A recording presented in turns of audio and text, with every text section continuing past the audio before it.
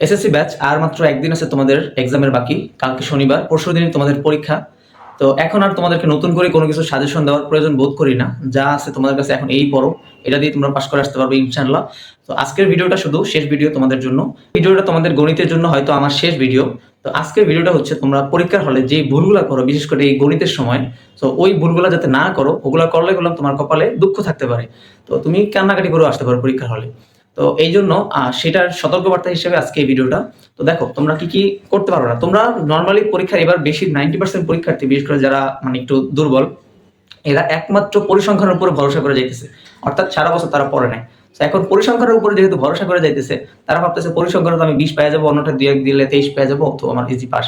দেখো তুমি যে পরিসংখ্যানের উপর ভরসা করে যাও, এটা যারা মানে প্রশ্ন বানাবে তারাও কিন্তু বোঝে, তারাও কিন্তু জানে যে তুমি পরিসংখ্যানের উপর ভরসা করে যাইতেছো। তো এই ক্ষেত্রে তুমি কিন্তু ধরা খেতে পারো। কিরকম ধরা? পরিসংখ্যান থেকে তারা খুব কঠিন কিছু দিয়ে দিবে। তুমি পরিসংখ্যান কাছে সংখ্যা দিয়ে, তারা হয়তো এখানে এক্স ওয়াই জেড দিয়ে দিতে পারে। তুমি তো এক্স ওয়াই জেড দিয়ে করো নাই, তুমি ধরা খেয়ে যেতে পারো। এছাড়াও পরিসংখ্যানের ধাপ বিচ্যুতির মান বের করতে বলো অনেককে। তো তোমরা অনেকে করছো আমি জানি, বাট অনেকেই তোমরা জানোই না ধাপ বিচ্যুতির মান কেমনে বের করে, কিভাবে ধাপ বিচ্যুতির ভিতর থেকে অন্যান্য এর মানটা বের করতে হয়। হয়তো ধাপ বিচ্যুতির মান দেওয়া থাকে, এর মান দেওয়া থাকে না, এর মানটা তোমার বের করা লাগতে পারে। তো এই টাইপে কিছু অঙ্ক দিয়ে দিতে পারে। এছাড়াও পরিসংখ্যানে আরো কিছু অঙ্ক আছে যেগুলা তোমরা হয়তো করো নাই, অথবা করছো 2-1 বার করছো, আর বেশি একটা করো নাই। ওই 2-3টা মধ্য প্রচুর করে নিয়ে আসো। শুধু পরিসংখ্যানের উপরে ভরসা করে যাবা না, একেবারে স্ট্রেট কাট কথা। শুধু পরিসংখ্যানের উপরে ভরসা করে গেলে তুমি কপালে দুঃখ থাকতে পারে। তো কি কি উপর ভরসা করবো? পরিসংখ্যানের পাশাপাশি তুমি সেট ফাংশন, বীজগণিতিক রাশি, এগুলো যেগুলো আছে এই টুকটাক এগুলোর উপরে ভরসা করবা। যারা 25 ব্যাচ আছো তোমরা কিন্তু সূচক লগারিদম এবং দূরত্ব উচ্চতা এই দুইটা কইরো। ও সসীম ধারা আছে, এটাও কইরো। দুইটা সহজ অধ্যায় আছে, এই দুইটা কিন্তু কইরো, স্কিপ দিও না।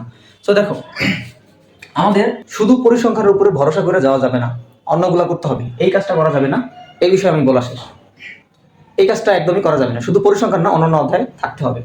এরপরে আসে তোমাদের একটা বড় প্রশ্ন, সেটা হচ্ছে যে ভাইয়া আমরা যে গ্রাফটা করব, গ্রাফটা থেকে আমরা কলমের দাগ দিব, নাকি সবটাই পেন্সিল দিয়ে লিখবো, নাকি শুধু চিত্র আঁকাটা পেন্সিল দিয়ে আঁকবো, নিচে বাংলা লেখাটুকু মনে হয় যে মানে গ্রাফের ভিতরে যে বাংলা লেখাটা লেখে গণসংখ্যা, ক্রমযুক্ত গণসংখ্যা, এইটা কি আমি পেন্সিল দিয়ে লিখবো কিনা, কলম দিয়ে লিখবো কিনা। দেখো ওইটার ভিতরে তুমি কোনো কলমের টাচই দিবা না, টোটালটা পেন্সিল হবে। ওকে, তুমি নিচে ওইটা গ্রাফের পরবর্তীতে যে গ্রাফের যে বর্ণনাটা থাকে ওইটা তুমি কলম দিয়ে দিতে পারো। ওটা পিন মেরে ওইটা কলম, অনেকে আবার পিছন দিকে দেয়, পিছন দিকে না দেওয়াটাই বেটার। আমি মনে করি পিন মেরে নিচে কলম দিয়ে দিবা মেইন পেপারে বাংলা লেখাটা। আর গ্রাফের ভিতরে তুমি পেন্সিল ছাড়া অন্য কোনো টাচই দিবা না, টোটালটাই পেন্সিলই করা যাবে। আর অবশ্যই পেন্সিলটাকে তোমরা সুন্দর করে কেটে নিবা। তবে আবার এত চিকন করো না যে চাপ দিলে ভেঙে যায়, আবার এত মোটা করো না যে একটা দাগ দিলে তোমার একটা গ্রাফের একটা দাগের গ্রাফের যে রেগ আছে বা যে দাগ আছে ওইটার বাইরে চলে যায়। তো ওইটা মাপটা তোমার বুঝে শুনে কেটে নিতে হবে। ওকে, এরপরে হচ্ছে আমাদের টাইম।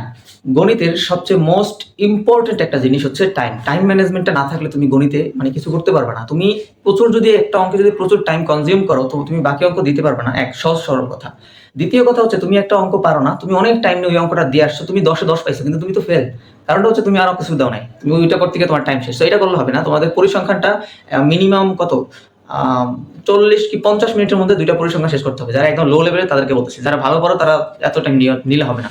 এখন তোমাদের যেই টাইম ম্যানেজমেন্টের ক্ষেত্রে তোমরা যেই ভুলটা করো, পরিসংখ্যান অনেক বেশি টাইম দিয়ে দাও, যার কারণে অন্যগুলোর খেয়াল থাকে না। পরিসংখ্যানটা যত তাড়াতাড়ি করবা করে ফেলাইবা। তবে হ্যাঁ, পরিসংখ্যান কিন্তু একটু ভুল হলে কিন্তু হয়ে যেতে পারে। সো পরিসংখ্যান খুব সাবধানে করবা এবং টাইমের দিকে ফোকাসটা রাখবা। এবং মনে রাখবা যে তুমি একটা সৃজনশীল প্রতি 20 মিনিট করে পাইতেছো, তো ওইটা ওই 20 মিনিটের আশেপাশের মধ্যে শেষ করার চেষ্টা করবা একটা সৃজনশীল। সো টাইম গেল। এখন হচ্ছে এই টাইম হচ্ছে তোমাদের এমসিকিউতে কিভাবে করবা, যেটা তোমরা সবচেয়ে বেশি ধরাটা খাও।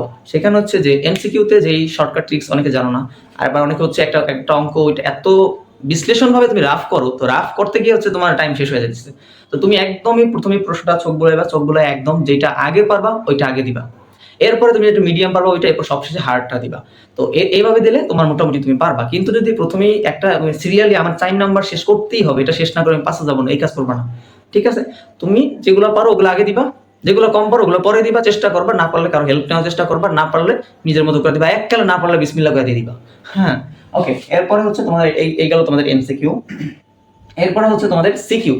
দেখো সিকিউতে হচ্ছে তোমরা যেই এটা করো, একটু আগে যেটা বলছিলাম, পরিসংখ্যানে তোমরা যেটাতে ভালো পারো ওইটাতে অবশ্যই তুমি একটু টাইম নিয়েও করো, বাট সঠিক দাও। এবং আবার এত টাইম নিয়েও না বাকি কিছু দিতে পারবে না। তুমি যেগুলো পারো না ওগুলোর জন্য কিন্তু তোমার টাইম লাগবে, ভাবতে টাইম লাগবে, বা কারো থেকে একটু হেল্প নিয়ে দেখবা, ওইটাও তোমার টাইম লাগবে। তো সেই ক্ষেত্রে তোমরা পরিসংখ্যানটা দিয়ে দিবা, এরপরে বীজগণিতটা দিবা, তারপরে হচ্ছে তুমি পরিমিতি দাও অথবা জ্যামিতি দাও। ঠিক আছে, মনে রাখো প্রতিটা সিকিউর যদি তুমি 20 মিনিট করে টাইম পাইতেছো, তো 20 থেকে 22, 23, 24 এর ভিতরেই একটা শেষ করার চেষ্টা করবা প্রতিটা ম্যাথ। এবং যেগুলো একদমই পারো না সব শেষে, যেগুলো তোমার কাছে কঠিন লাগে যেমন জ্যামিতি, এগুলো তুমি শেষে করবা। ওকে, এরপরে দেখো, এরপরে হচ্ছে তোমাদের যেটা ইম্পর্টেন্ট একটা জিনিস, সেটা হচ্ছে তোমাদের প্যানিক। এখন এই প্যানিক জিনিসটা, এটা তোমাদেরকে কি বলবো, আমার নিজেরই সমস্যা আছে। যখন আমরা পরীক্ষার হলে যাই, পরীক্ষার হলে গেলে এই প্যানিক অ্যাটাকটা খুব বেশি হয়। যখনই কোনো একটা প্রশ্ন দেখে মনে হয় যে কমন পড়ছে, ওকে ফাইন, করতে যাওয়ার পরে যখন আমরা পারি না, এই আমাদের প্যানিক উঠে যায়, প্রচুর প্যানিক উঠে, পারা অঙ্কটা তখন আর পারি না, খুব কঠিন লাগে যে কি না কি হয়ে যাবে, আল্লাহ কি কি হয়ে গেল, প্রচুর প্যানিকের কারণে সব ভুলে যায়। তো ওই প্যানিকটা প্রথম থেকে মাথার স্ট্রেস রাখবা, হালকা রাখবা, বলে নিবা আমি প্যানিক হবো না, প্যানিক হলে আমি ভুলে যাবো, নিজের ওই বিশ্বাসটা দিবা এবং সিম্পল অঙ্কগুলো আগে করতে থাকবা। ঠিক আছে, ওই প্যানিকটা হওয়া যাবে না। আমি জানি এটা মুখে বলা সহজ, কিন্তু কাজে করা খুবই কঠিন, তারপরে তোমাকে করতে হবে, কারণ পরীক্ষা তুমি দিবা। সো এই জন্য তোমাকে এই প্যানিক থেকে দূরে থাকতে হবে যতটা সম্ভব। প্যানিক তুমি পরীক্ষা সবার শেষে করো, লাস্টের দিকে, শুরুর দিকে প্যানিক করো না, ঠান্ডা মাথা থেকে ঠান্ডা মাথার চেষ্টা করো। ঠিক আছে, পাস করা খুব বেশি ইজি, মানে কঠিন কিছু না, যদি তুমি রুলস ফলো করো, মেথড ফলো করো এবং এর আগে যা যা সাজেশন দিচ্ছি ওগুলো ফলো করো, তাহলে তোমাদের হয়ে যাবে। তো আশা করি এই যেই কথাগুলো বলছি এগুলো তুমি ফলো করবা। এগুলো ফলো না করলে পরীক্ষার হলে কিন্তু তোমার কান্নাকাটি করা লাগতে পারে। শেষ কথা আবারও বলি, টাইমের দিকে ফোকাস রাখবা, শুধু পরিসংখ্যানের উপরে ভরসা করে যাবা না, আর একটা হচ্ছে প্যানিক হবে না। এই 3টা কাজ করো ভালো করে, আর বাকি সবকিছু তো তুমি জানোই রুলস। এই কয়েকটার জন্যই আজকের এই ভিডিওটা। তো দোয়া করি ভালো করে পরীক্ষা দাও, সুস্থ থাকো।